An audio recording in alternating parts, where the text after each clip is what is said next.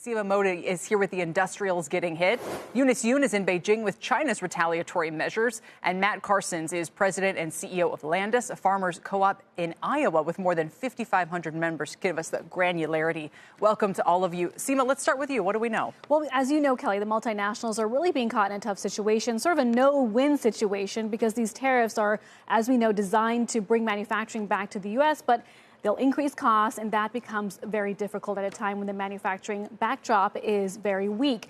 We spoke to Morgan Stanley's Chris Snyder, who says the country needs to increase the import of key capital goods to rebuild our stock. Plus, companies like farm equipment makers need access to good talent, specifically people who want to work on an assembly line. On average, factory workers in the U.S. make around $24 an hour, which is below the national average of $31. That's 2023 data pulled from the Department of Labor.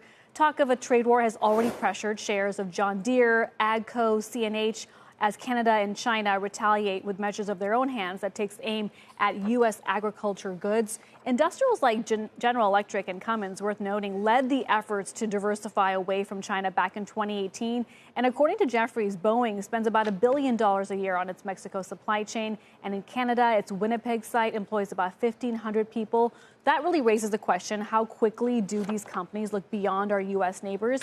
Barclays' Adam Seaton says, given the situation is fairly unsettled, if you are a CEO, you can't be overly reactive. He doesn't expect companies to ramp up production lines that are He does expect them to ramp up production lines in countries that are already in place. And he says that the larger cap names, Kelly, are better positioned, while the mid cap names like Terex and Oshkosh that have a limited procurement network are going to be seen as more vulnerable as we see these trade headlines play out.